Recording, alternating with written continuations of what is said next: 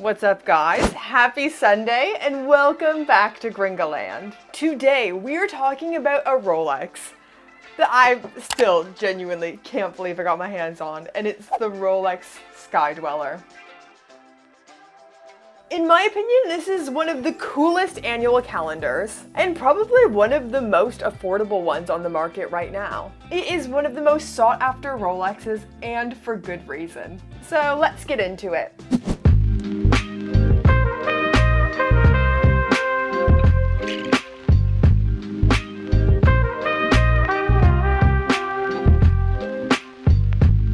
Before we get into it today, I just wanted to give the biggest thank you ever to my fantastic friend James at Watch Lifestyle Wales, who's letting me borrow his Sky Dweller.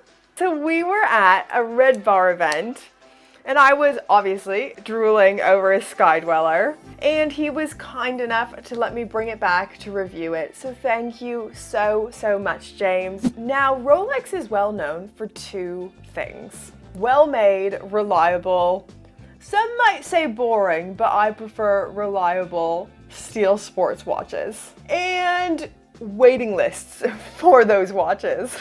But what they're not well known for is complications. Now, they have done complications before in the form of dates, GMT hands, and chronographs for quite some time. But until 2012, they hadn't ever really released anything that would resemble what watch nerds would call a complication. And then the Sky Dweller came along. The Sky Dweller was a really new offering from Rolex. It had no historical links to anything previously seen in the Rolex catalog, and it was a real departure away from their usual, more simple models. Rolex initially released the Sky Dweller in 3 different flavors of gold, and despite its heft, they didn't see it as one of their more sporty, professional models. They saw it as a classic model, and that's where it's still positioned today in their catalog. Then, 5 years later, an unsolicited wrist check. Are you joining us or just gone away? Oh, just for that, hey? Then 5 years later, in 2017, the steel models of the Sky Dweller came along, and the price dropped significantly, making it quite attainable to have a complicated Rolex model. So the MSRP for a Sky Dweller here in the UK is £12,000. The stainless steel Sky Dwellers quickly became highly sought after and really difficult to get your hands on. Not like any other Rolexes.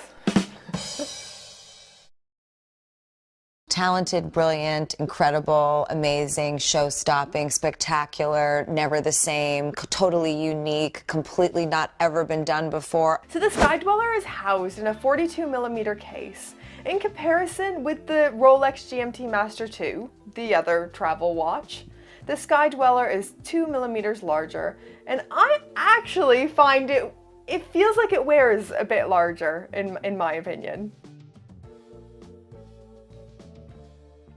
And I think that's because of its overall bigger case size, coming in at 14mm thick.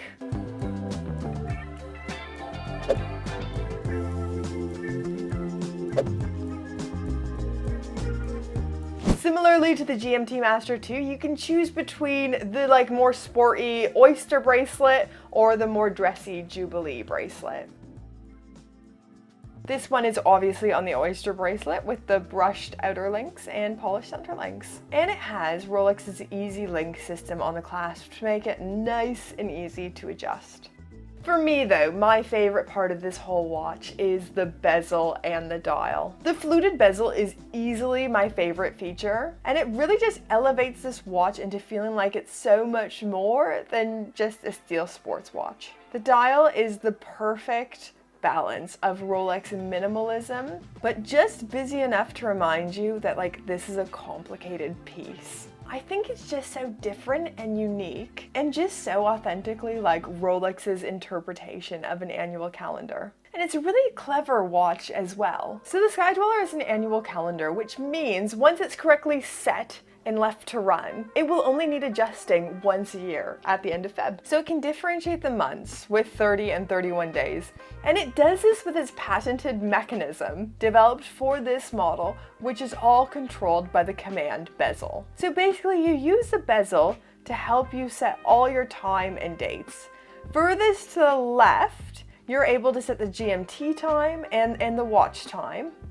One click over to the right, you set your independent hour hand for local time. And with one more click over to the right, you're able to set your date.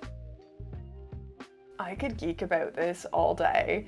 Okay, so there's these gears with like 4 fingers, which flick the date window across really quickly on months with only 30 days. So the date skips twice from 30 to 1 at midnight. Oh my goodness. What's the matter? It's midnight. Yes, so it is, but why? Goodbye. The month is displayed by like a little red marker at the number that corresponds to the month. So like if it's at 1 o'clock, it's January, 2 o'clock, February, and so on. Say if I set to April 30th and go past midnight. Hi guys, editing Brittany here. Now for whatever reason, at this part and only this part, are you actually?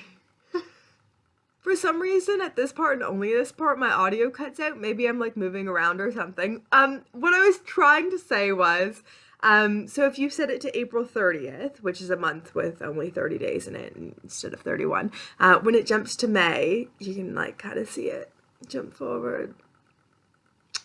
That's all. Just like the GMT, this model also has a secondary 24-hour time display. You can see here in the internal dial with the hours indicated by the red triangle. This can be set, again, just by using the command bezel to change the function of the crown. Oh guys, it's honestly just such a brilliant watch, and the more I look at it, the more I play with it, the more I just like grow to appreciate what's going on under the surface of this watch. It's so perfectly Rolex. Simple, intuitive, and everything is purposeful.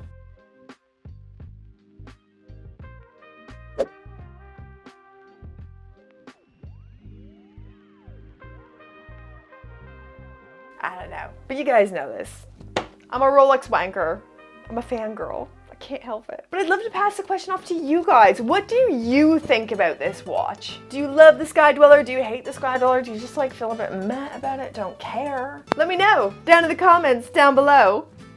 And as always, don't forget, like, comment, subscribe. You know the drill. Turn on the bell. Stick around. Come on, do it.